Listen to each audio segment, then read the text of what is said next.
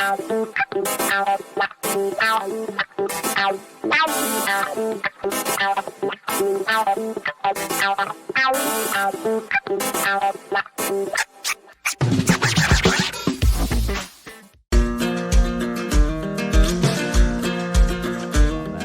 I want to start with crime. Crime is, in many ways, something that the Republicans historically have used to win elections. New York City is a great example of this. If you look at the changes that happened after Mayor Dinkins, for example, and all around the country. I mean, this is Richard Nixon's shtick in 1968 was law and order, and I think that crime is just terribly misunderstood in the United States. The piece I published today over at thehartmannreport.com, it tells the story of what happened to Louise and me yesterday. Yesterday, a burglar tried to break into our house. You know, we have a doorbell that, like so many people have, you know, a doorbell that records what's going on. And, you know, this person came up and checked out the front of our house. There's a sliding glass door over next to the main door, you know, a little farther down the house, and went over and tried to open the sliding glass door, tried to open another sliding glass door. You know, we were lucky. We were still in bed. This was very early in the morning. We were lucky that, you know, around 7 o'clock, 6 o'clock in the morning. And we were lucky that all our doors were locked.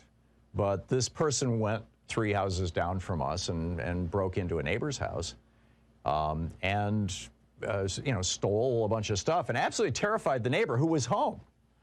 And, you know, by the time the police arrived, the burglar was long gone in a stolen car.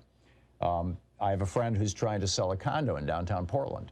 And the problem is that, you know, there are parts of downtown Portland that have basically turned into giant homeless camps where there's tents everywhere. There is a lot of crime associated with that. And, you know, it's killing property values, shall we say, but it's also creating concern. And I think it's really important that we understand what is causing this kind of crime, and also what is causing the violent crime that we're seeing an uptick in. I mean, you know, we had a mass shooting in Portland the day before yesterday, in fact. And it's gotten so bad that, by the way, I mean, the police are like just now largely ignoring an awful lot of crime or not able to deal with it. Part of that, of course, has to do with the fact that in a lot of cities, police forces have dropped in their numbers by 10 to 20%. I don't know if that's... I know that that's not normal attrition. We don't know what percentage of that has to do with people having long COVID, which is a problem across the country, but particularly with first responders, you know, who were basically forced into confronting the virus before they were vaccinated. Or what percentage of it is the bad apples, in quotes, in police departments. I mean, you know, I had speculated based on my experience going through the Georgia Police Academy that maybe as many as a third of police officers were, you know, really enjoyed beating people up and were on power trips. That's what I personally experienced hanging out with the guys who were working to become police officers. But let's say it's 10 or 20%. Those may well be the people who are leaving police forces now because after the George Floyd thing and after Chauvin getting convicted, they're like, oh, well, you know, can't do that anymore. Let's find another job. I don't know. Maybe you do, and if you do, give me a call. But the point is that we've got this, quote, crisis, and I guarantee you it is going to be highly politicized going into 2022.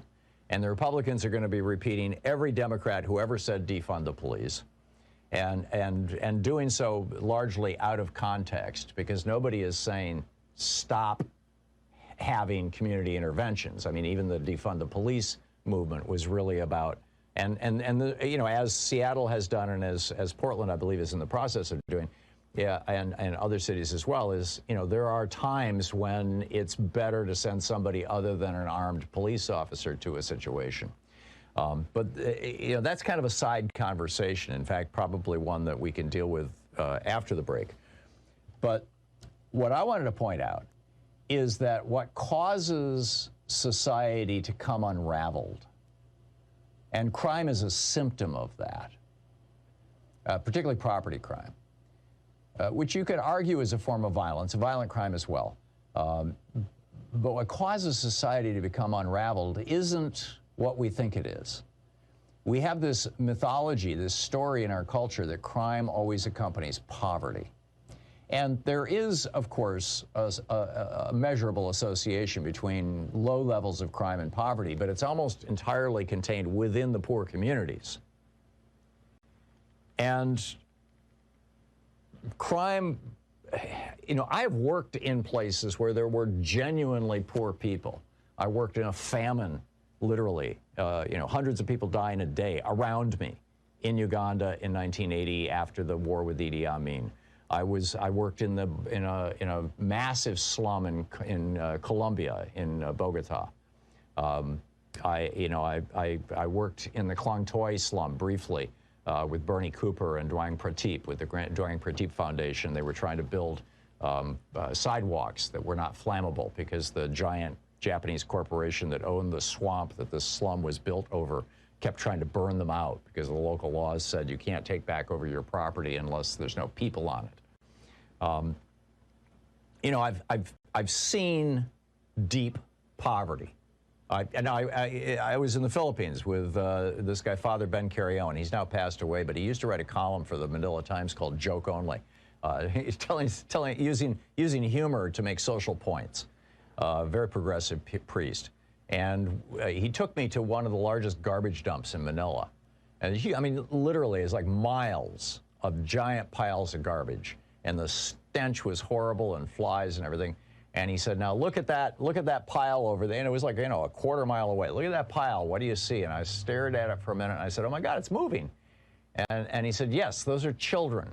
There's children all over that garbage collecting food for their families and things that they can sell. And, you know, so I've seen all these things. And one of the things, and I've hung out with people living in these very dire situations, as well as, you know, when I was much younger, among very poor people in the United States. And what you find is that a certain level, poverty actually consolidates community. People come together in a way. You know, when thieves, particularly I remember in the barrio in Bogota, there was one guy who was stealing from other people, and the community got together and just went in and just read him the riot act and beat him up. And he stopped stealing from people. So what is it, if it's not poverty that causes crime, what is it? Well, it turns out it's inequality. And inequality causes crime because it literally makes us crazy.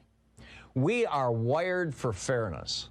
If you don't believe this, walk into a preschool class with, you know, a couple of dozen 3-year-olds and give one of them a big pile of cookies and give just one cookie to all the other kids and watch what happens. There will be an explosion. We are wired for fairness. And it's not just humans. This is a mammalian thing. You can do this, you could do the exact same experiment with rats. You can do it with dogs. You can do it with great apes. I mean, right across the mammalian kingdom, we are wired for fairness. So this is one of the reasons why in pre-literate societies around the world, and there are still many of them, what the Northwest Native Americans call the potlatch, which is, you know, a big festival where everybody gets together, and the way that you gain social status is by giving away the most you can. Fairness, equality. Now, I'm not suggesting, you know, as Karl Marx did, that everybody should be stripped of all riches and the state should decide who gets what and start distributing things equally. I'm not even close to going there.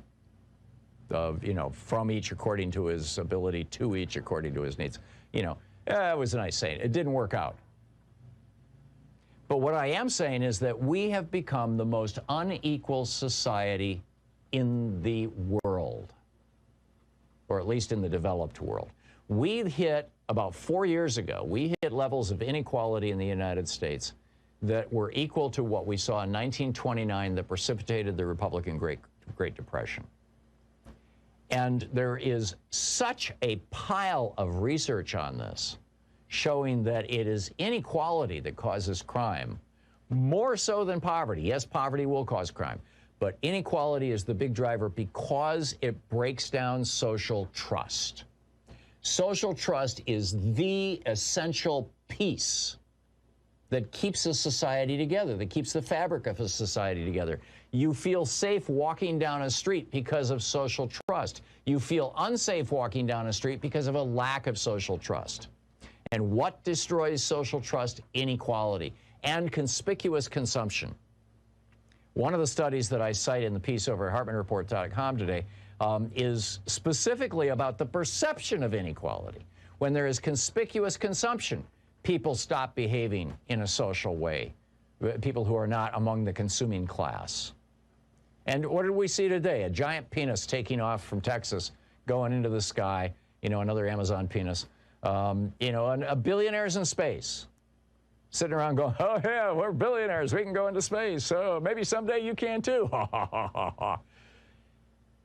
Does this help us? Or is this our problem? I'm saying it's our problem, and it's time to essentially tax the rich. You've got Jeff Bezos. In 2011, if you paid $5 in income taxes, you paid more income taxes than Jeff Bezos, the guy who just launched himself into space. Is that fair? Well, of course it's not, and everybody knows it. And when people get that society is massively unfair, that's the point at which they say, you know, screw the rules. I'm going to go out and get what I want. I'm going to steal from somebody.